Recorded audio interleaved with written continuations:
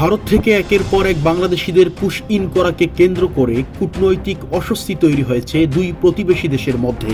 চলতি মাসের শুরুতে ঘটে যাওয়া কয়েকটি ঘটনায় ভারতের কাছে কূটনৈতিক পত্র পাঠিয়েছে বাংলাদেশ।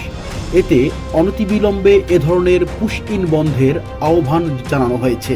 মূলত নরেন্দ্র মোদী ক্ষমতা গ্রহণের পর ইন্ডিয়াকে হিন্দুদের দেশে পরিণত করতে ও মুসলমানদের বাংলাদেশি আখ্যা দিয়ে পুশ ইনের নামে দেশটি থেকে মুসলমানদের জোর করে বের করে দেওয়ার লক্ষ্যই চলতে থাকে এই প্রচেষ্টা।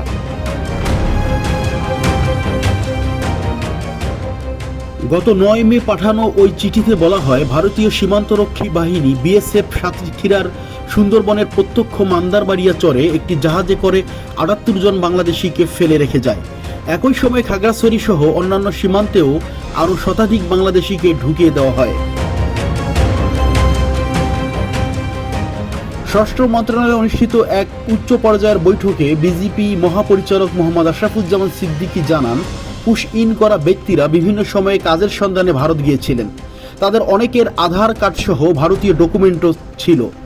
বিএসএফ সেগুলো রেখে দিয়ে তাদের জোর করে বাংলাদেশে পাঠিয়ে দিয়েছে। এদের মধ্যে 39 জন রোহিঙ্গা রয়েছেন, যারা আগে বাংলাদেশি আশ্রয় শিবিরে নিবন্ধিত ছিল। বিজেপির ভাষ্য মতে কিছু রোহিঙ্গা ভারতে জাতিসংঘের শরণার্থী সংস্থা UNHCR এর মাধ্যমে নিবন্ধিত ছিল। চিঠিতে আরও বলা হয়েছে, পুশ ইন কেবল 1975 সালের যৌথ সীমান্ত নির্দেশিকা নয়, বরং 2011 সালের সমন্বিত সীমান্ত ব্যবস্থাপনা পরিকল্পনাকেও লঙ্ঘন করেছে। বাংলাদেশ এ ধরনের আচরণকে মানবাধিকার লঙ্ঘন এবং দ্বিপাক্ষীয় সম্পর্কের উপর নেতিবাচক প্রভাব হিসেবে দেখছে। এছাড়াও খাগড়াছড়ি সীমান্তে এখনও 200 থেকে 300 জন অপেক্ষমান রয়েছে বলে জানা গেছে। বিজিবি বলেছে, সীমান্তে টহল জোরদার করায় বর্তমান পুশ ইন করা সম্ভব হচ্ছে না। বাংলাদেশে দ্ব্যর্থহীন ভাষায় জানিয়েছেন, কারো নাগরিকত্ব যাচাই না করে ঢুকিয়ে দেওয়া গ্রহণযোগ্য নয়। দুই দেশের সীমান্তে শান্তি ও স্থিতিশীলতা বজায় রাখতে এই ইস্যুতে অবিলম্বে সমন্বিত পদক্ষেপ দরকার বলেই মনে করছে ঢাকা। দেখা যাক দিল্লির পক্ষ থেকে এ বিষয়ে কি প্রতিক্রিয়া আসে।